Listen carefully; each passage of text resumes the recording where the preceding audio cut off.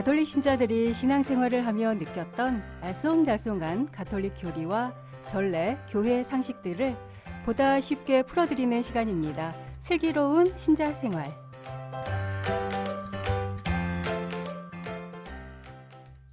네, 이 코너는 신자들의 재교육 시간으로요.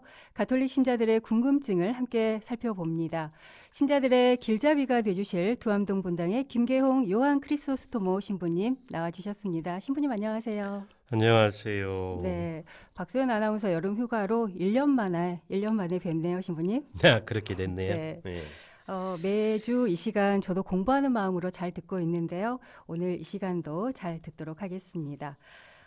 슬기로운 신자생활 이 코너에서는 가톨릭 신자들의 좀 더 심도 깊은 궁금증을 쉽게 풀어드리고 있고요. 또 이 시간 통해서 청취자들이 직접 문자로 남겨주신 궁금증도 함께 풀어드리고 있습니다. 휴대전화 문자 메시지 우물정자 누르고 5005번 100원의 정보 이용료가 있습니다. 샵 5005번 또 스마트폰 어플 이용하셔도 됩니다. CPBC빵의 빵톡으로 여러분들의 가톨릭 궁금증 남겨주시길 바라겠습니다. 신부님 지난 시간에 12제자죠. 사도들에 관한 궁금증 또 그들이 어떤 분들인지 정리해 봤는데요. 먼저 형제가 사도가 된 4명의 사도들, 형인 베드로, 또 동생인 안드레아 사도, 또 형인 야고보 사도와 동생인 요한 사도에 대해서 정리해 봤습니다. 네, 오늘도 계속해서 이 두 분의 사도에 대해서 정리를 해볼 텐데 먼저 필립보 사도와 바르톨로메오 사도에 대해서 좀 살펴주시면 좋겠어요. 예, 필립보 사도는 안드레아 사도처럼 이름 그 자체가 그리스 말이라고 이야기를 합니다.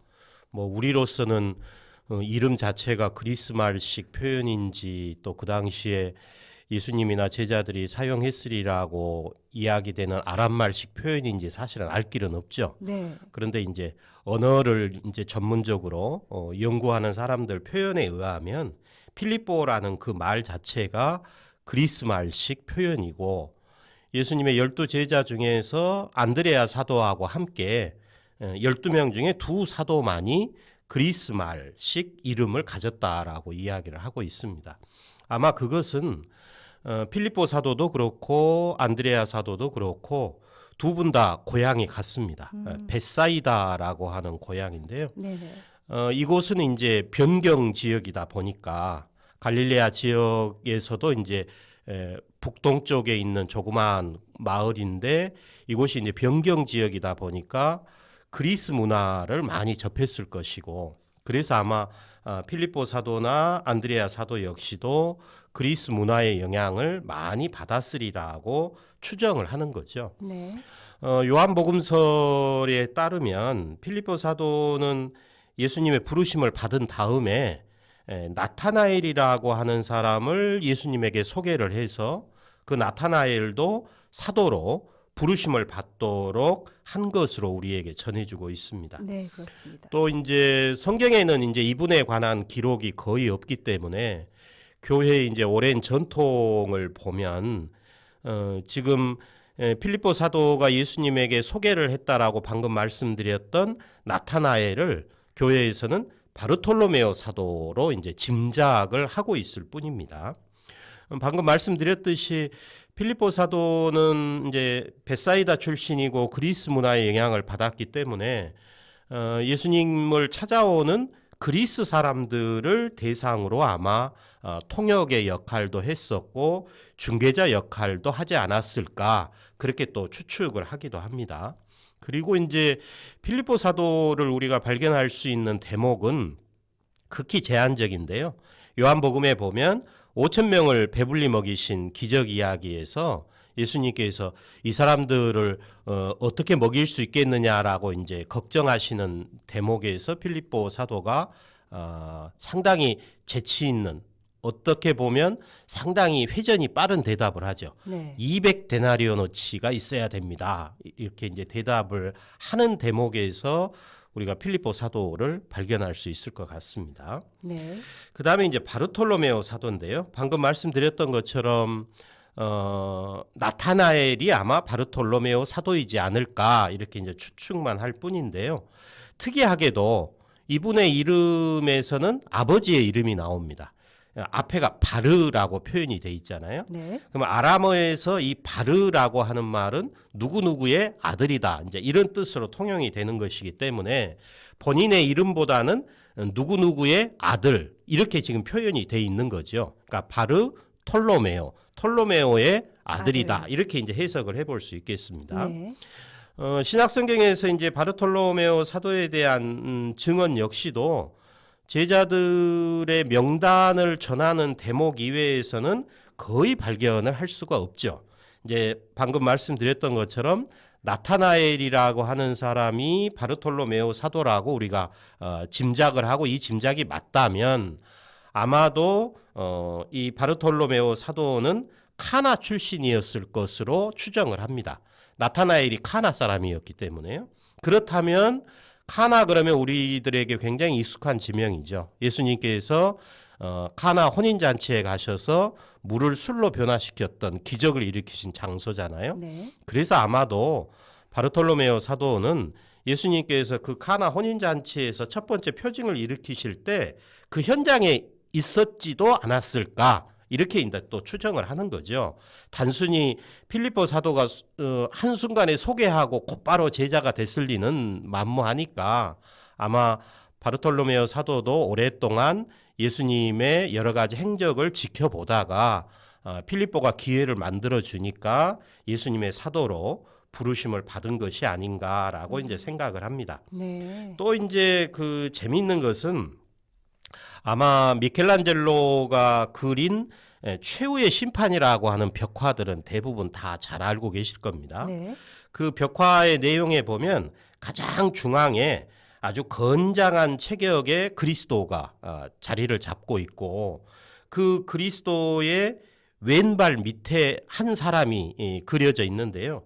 그 사람의 모습은 특이하게도 자신의 오른손에 살가죽을 들고 있는 모습으로 그려져 있습니다. 보통 이제 이분을 지금 우리가 살펴보고 있는 바르톨로메오 사도라고 전해지고 있는데요.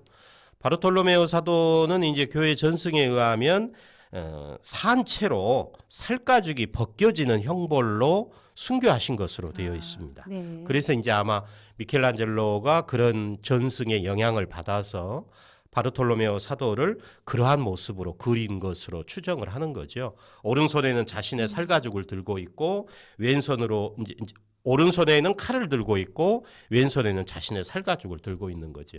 근데 더 또 특이한 것은 미켈란젤로가 그 바르톨로메오 사도가 들고 있는 살가죽의 얼굴에는 자신의 얼굴을 그려 넣었다라고 알려지고 있습니다. 네. 그러니까 아마 미켈란젤로가 그냥 그린 것이 아니고 자신의 신앙심 또 말년에 이 그림을 그렸기 때문에 자신이 살아온 삶에 대한 어떤 회심의 표현으로도 최후의 심판에서 바르톨로메오 사도를 표현하지 않았을까 그렇게 생각을 하는 거죠. 아, 그렇군요.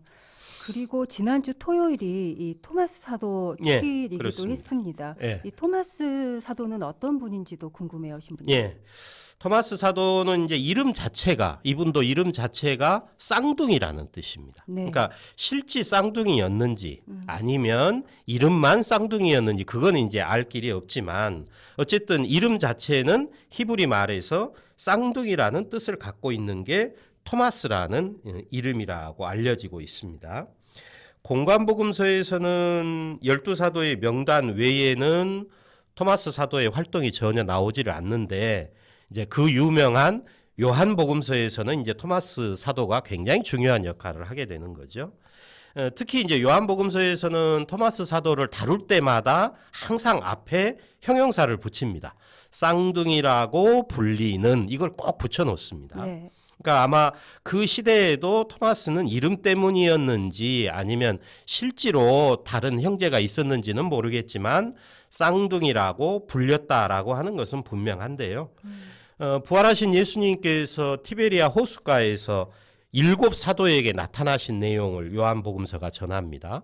거기에 보면 토마스 사도를 베드로 사도 바로 다음에다가 열거를 해놓고 있습니다. 그러니까 아마 그것은 요한복음사가가 유독 이 토마스 사도의 어떤 권위나 또 토마스 사도에 대한 존경이나 애정이 남달랐던 것 같습니다. 네. 그래서 베드로 사도 바로 다음에다가 토마스 사도를 열거를 하고 있는데요.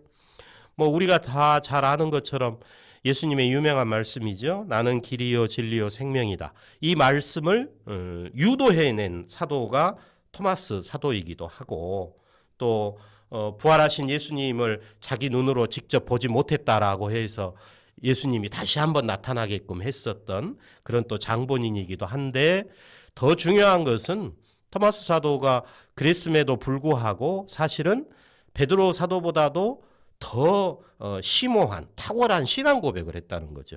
나의 주님, 나의 하느님. 네. 이게 아마 이제 우리에게 토마스 사도가 상당히 각인되게 되는 계기가 되지 않았을까 싶습니다. 네, 가장 인간적인 또 사도의 모습을 보여주신 그렇습니다. 것 같기도 해요. 예. 네. 그리고 지금 전례력으로 나해를 보내고 있잖아요, 신부님. 예, 예. 그러면서 저희가 듣는 복음이 마테오 복음을 듣고 있습니다. 네, 그렇습니다. 이 마테오 사도는 어떤 분인가요? 마테오 사도는 아마 우리 신자들에게는 상당히 익숙해 있는 사도 중에 한 분이시죠. 네. 복음서 이름 자체가 네, 마테오 복음이기 때문에 세관에 앉아 있다가 예수님의 부르심을 받은 것으로 표현을 합니다. 그런데 이제 이게 복음서마다 내용들이 달라서 약간 헷갈리는 면도 있습니다. 그러니까 마테오 복음서에서는 세관에 앉아 있다가 예수님의 부르심을 받은 사람이 마테오다라고 표현을 하는데 네. 마르코 복음이나 루카 복음에서는 세관에 앉아 있다가 예수님의 부르심을 받은 세리는 알페오의 아들 레위였다 이렇게 표현을 하거든요. 네, 네. 그러니까 레위가 마테오인지 여기에 대해서는 아직도 논란이 많은 거죠. 아, 그런데 이제 역시 이제 교회의 오랜 전통에 따르면 마테오와 레위는 같은 사람이다. 이제 이렇게 해석을 하고 있기 때문에 오늘날까지도 이제 교회에서는 마테오가 곧 레위다라고 받아들이고 있는 거죠. 세리 마테오가 예수님의 사도로 부르심을 받았다는 이 증언 전에 그 복음서의 내용을 보면 예수님께서 갈릴레아 호수 주변 카파르나움에서 활동하신 내용을 쭉 전하고 있습니다. 이제 그걸 근거로 해서 아마도 마테오 사도는 예수님의 부르심을 받기 전에 세리였다면 그 카파르나움 지역을 담당했었던 세금 징수원이지 않았을까 이렇게 이제 추정을 하는 거죠. 이제 제 주보 성인이기도 하신데 요한 크리소스토모 그 주교님 성인께서는 어떤 표현을 하셨냐면 예수님 시대에 세리라고 하면 직업 중에서 가장 비열한 직업이었다. 네, 네. 성경에도 그렇게 나오죠. 그렇습니다. 우리가 지금 생각을 해봐도 말 그대로 공공에 난 도둑이라고 봐야 네. 되는데 예수님께서 그런 세리를 사도로 이렇게 부르셨다. 공공에 난 죄인까지도 예수님의 부르심의 대상에서는 제외되지 않았다. 이 점을 이제 요한 크리소스토모 성인은 강조하시는 내용도 있습니다. 네. 그 말씀은 이제 예수님의 이런 세리들까지도 품어 안으셨다는 거는 지금의 우리까지도 모두 다 품어 안아 주실 거라는 그런 믿음의 연장인 것 같기도 해요, 신부님. 우리에게는 위로가 될 수도 있고 네. 힘이 될 수도 있고 격려가 되는 말씀인 거죠. 네. 예. 도안동본당 김계용 신부님과 가톨릭 신자들의 궁금증 풀어보고 있습니다. 슬기로운 신자 생활 함께하고 계십니다. 그런데 신부님, 전승에 따르면 예. 우리가 이렇게 잘 아는 예수님의 12제자 이외에도 예수님께서 파견했던 72명의 제자가 있었다고 하는데 예, 예. 이 부분에 대해서도 좀 짚어주세요. 예, 뭐 모든 복음서가 다 전하는 것은 아니고요. 루카 복음서에만 나오는 내용입니다. 네. 이제 루카 복음서와 관련된 또 일부 수사본에서는 70명이라고 표현한 수사본도 있고요. 네. 그래서 70인지 72인지 이것은 아직도 정확한 것은 판명이 되지는 않았지만 어쨌든 유다인들의 오랜 전통에 따르면 홍수 이후에 세상으로 갈라져 나간 노아의 후손들, 우리 구약 성경에도 보면 노아의 아들이 3명이 있었다. 네. 셈, 함, 야펫. 이렇게 그 3명의 아들을 통해서 홍수 이후에 세상으로 후손들이 퍼져 나갔다. 그 후손들의 수가 70이다. 혹은 뭐 어떤 수사본에서는 72이다. 이렇게 이제 주장을 한다는 거죠. 그래서 이제 아마도 루카복음서를 집필한 사람은 유대인들의 이 전통을 받아들여서 이민족의 수를 가리킨 것으로 해석하지 않았을까. 네, 그러니까 네. 유대인을 포함을 해서 이 세상에 있는 모든 민족들의 수를 루카복음서를 집필한 사람은 유대교의 전통에 따라서 72로 해석을 하지 않았을까. 그러니까 예수님께서 72명의 제자를 파견하셨다. 이 말은 다른 말로 표현을 하면 이제 부활과 성령 강림 이후에 본격적으로 시작됐던 이민족들에 대한 복음 선포를 루카 복음사가가 앞당겨서 이미 예언된 형태로 우리들에게 보여주려고 한 것이 아닌가. 그래서 결국은 루카 복음서에서 이런 내용이 나온다는 얘기는 복음 선포라는 그 자체가 예수님의 12 사도들에게만 해당되는 게 아니다. 그분들에게만 주어진 사명이라고 하기보다는 유다 민족을 대상으로 사명하는 수행이긴 하지만 동시에 이 세상에 있는 모든 민족들을 대상으로 수행을 하는 사명이 복음 선포 사명이다. 이걸 아마 강조하기 위해서 루카복음사가는 72명의 제자들을 파견하셨다. 이런 이야기를 우리에게 전해주는 것이 아닌가 싶습니다. 네, 상징적인 어떤 표현이네요. 그렇습니다. 네. 오늘 끝으로 이 청취자분들의 추가 궁금증 하나 더 살펴보고 마무리를 할까 하는데요.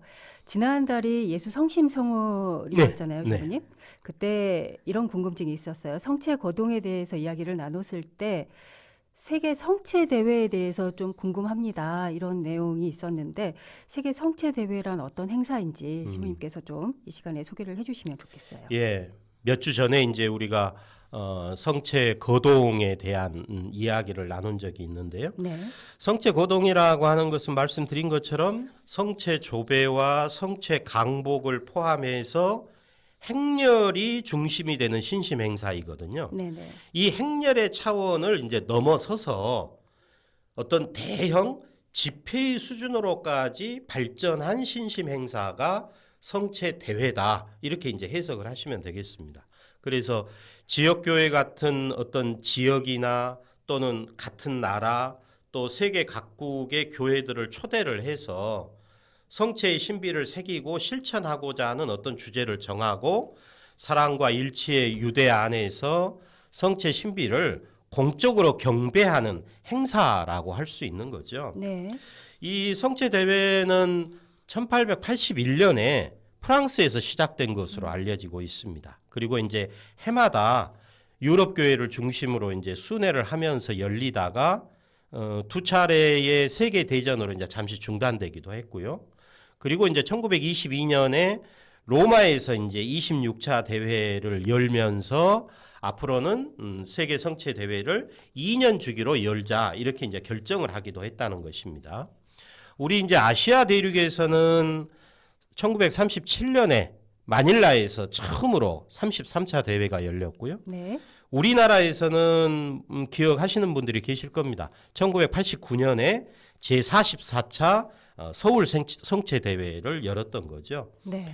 현재는 이제 2년마다가 아니고 4년마다 열리고 있습니다. 마치 올림픽처럼 4년 주기로 이제 열리고 있는데요. 금년에는 9월에 헝가리 부다페스트에서 열릴 예정으로 되어 있습니다. 본래는 이게 작년에 열었어야 되는 것인데 코로나로 인해서 이제 1년이 연기된 거죠. 네네. 그리고 이제 그 다음 이제 4년 후 또 이제 성체 대회는 2024년에 에콰도르에서 열리기로 현재 예정이 되어 있습니다. 네. 본당에 가서 미사 볼 때 이 신자분들의 미사보를 보면 1989년에 있었던 44차 이 그렇습니다. 대회 예, 미사보에 수놔진 그 미사보를 쓰신 분들 만날 수 있어요. 네, 정말 많은 분들이 이때 함께 하셨던 저는 그때 당시 이제 어렸기 때문에 기억은 없지만 네, 정말 우리나라에서 거대한 행사 중에 하나 있지 않았을까 싶은데 신부님은 혹시 이때 함께 그때 이제 84년에 요한 바오로 2세 교황님이 방한하셨죠? 한국 방한하셔서 103위 순교 성인들에 대한 시성식을 하셨고, 그리고 이제 5년 후에 또 오신 거죠. 네, 그러니까 네.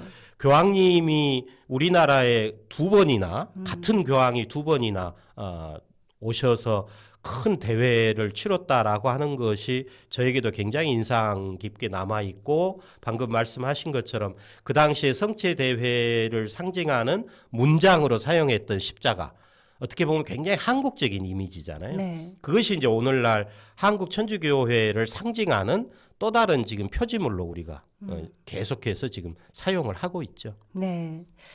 자, 예수님의 오늘 시간, 예수님의 12제자 또 사도들에 관한 남은 이야기 다음 주 이 시간에 이어서 살펴보도록 하겠습니다.